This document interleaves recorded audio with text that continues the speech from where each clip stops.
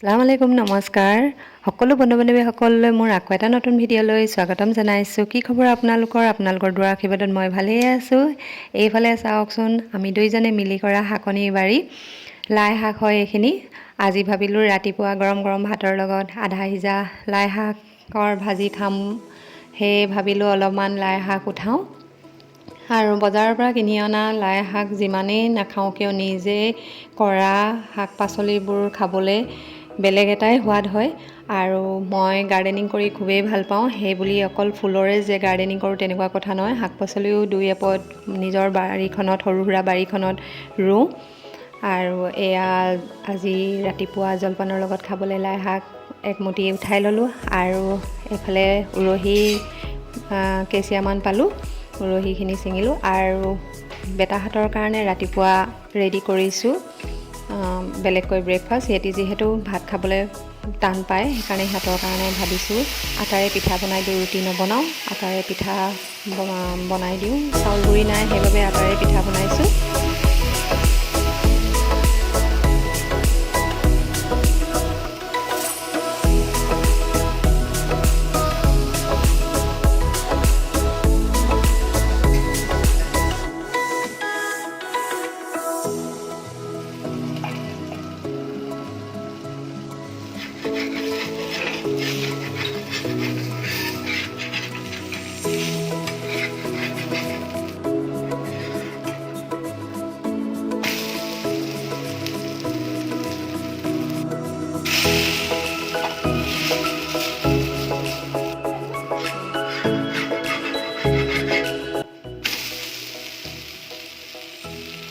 ৰাতিপুৱাৰ কাম বনবোৰ শেষ কৰি আজি ভাবিছোঁ কেইটামান পিঠা বনাওঁ। নাৰিকলৰ পিঠা বনাবলৈ লৈছোঁ এইফালে।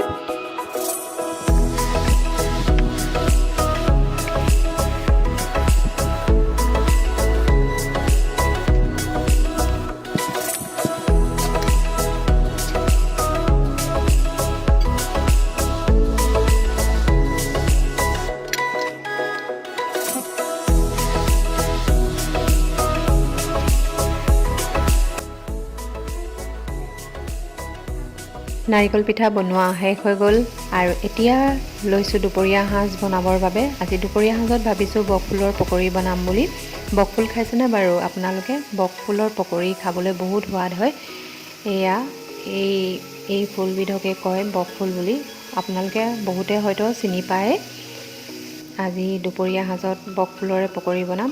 আৰু বকফুলখিনি ধুনীয়াকৈ ভালদৰে ধুই এতিয়া ইয়াৰ মাজৰ ঠাৰিখিনি এৰুৱাই লৈছোঁ।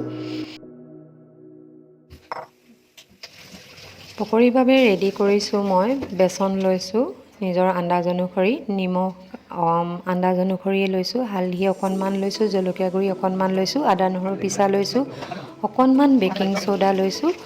আৰু এই গোটেইখিনি ভালদৰে পানী দি মিহলাই লৈছোঁ। আৰু বেচনখিনি বহুত বেছি পাতলকৈ মিহলাই নল'ব, অকণমান যাতে ডাঠ হৈ থাকে তেনেদৰে মিহলাব, যাতে বকফুল শিপাহত বেচনখিনি ধুনীয়াকৈ লাগি যায়। আৰু কেৰাহীত তেল গৰম কৰি এতিয়া এই পকৰিকেইটা ইয়াত ধুনীয়াকৈ দি দিম। গেছটো ল' ফ্লেমত কৰি পকৰিকেইটা ৰঙচুৱা হোৱালৈকে ভাজি ল'ম। গেছটো ল' ফ্লেমত এইকাৰণেই কৰিম যাতে পকৰিকেইটা খাবলৈ মচমচীয়া হয়। আৰু বকফুলৰ পকৰি ৰেডি হৈ গ'ল। যিসকলে কেতিয়াও খোৱা নাই, এনেদৰে বকফুলৰ পকৰি বনাই খাই চাব। বহুত ভাল লাগে, খাবলৈ বহুত সোৱাদ হয়। আৰু ইয়াৰ বহুতো ঔষধি গুণ আছে। মই বিশেষকৈ ইমান ভালকৈ নাজানো, কিন্তু জানো খালি ঔষধি গুণ আছে বুলি। বজাৰত অতি সহজে কিনিবলৈ পোৱা যায়। আপোনালোকে নাই খোৱা যদি কেতিয়াবা কিনি আনি বনাই খাই চাব।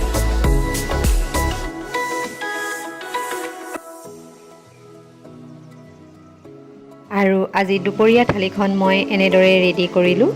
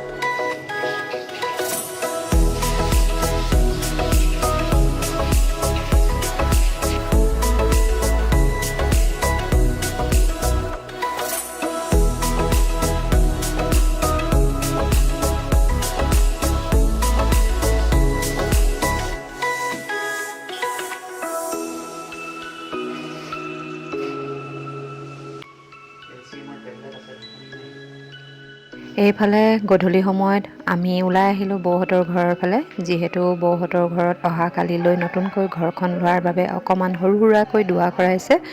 দোৱা মানে সকাম কৰিছে। সেয়ে ভাবিলোঁ দুইজনে অকণমান বৌহঁতৰ ঘৰৰ ফালে আহোঁ, যিহেতু কাইলৈ দোৱা আছে, কিবা কিবি কামত সহায় কৰি দিওঁ বুলি আহিলোঁ বৌহঁতৰ ঘৰলৈ। আৰু এয়া বৌহঁতৰ ঘৰখন অলপ চলপ আপোনালোকক দেখুৱাইছোঁ।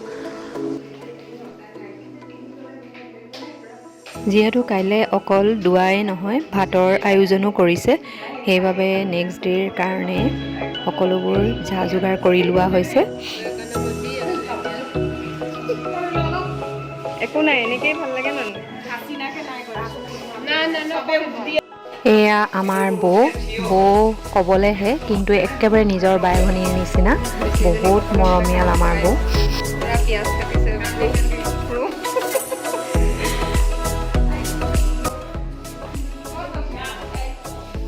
আৰু আমি অহা ভালেমান সময় হ'ল, সেয়ে ভাবিছোঁ চাহকাপ খাই সোনকালে ঘৰলৈ যাওঁ।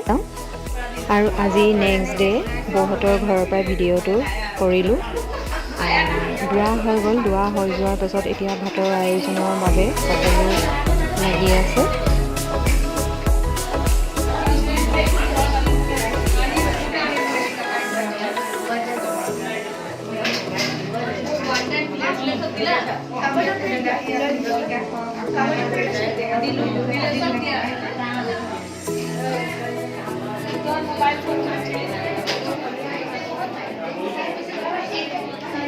আৰু এইফালে বৌহঁতৰ ঘৰলৈ অহা আলহী বুলি নহয়, সকলো নিজৰে মানুহ হয়।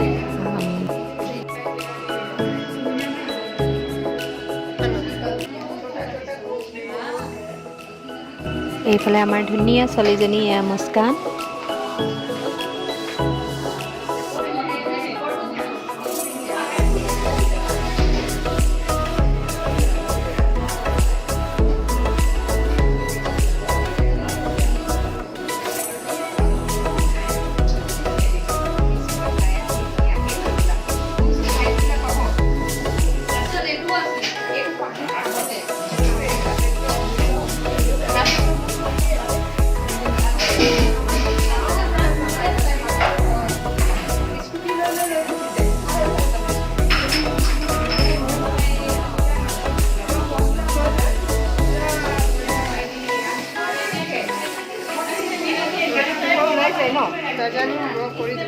Thank U.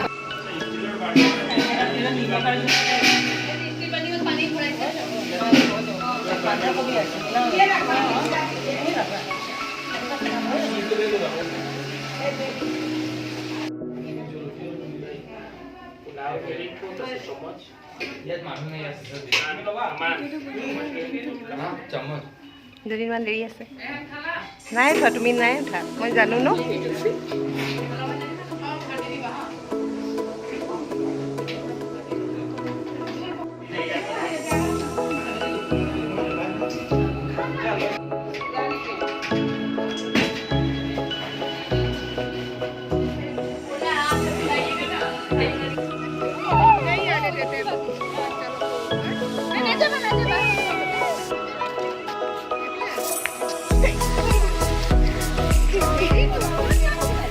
জাইনাব ক'ত গ'ল?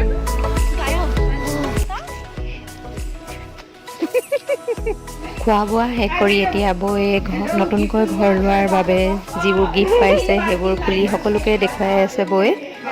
আৰু সঁচাকৈ আজি সকলোকে লগ পাই বহুত ভাল লাগিলে।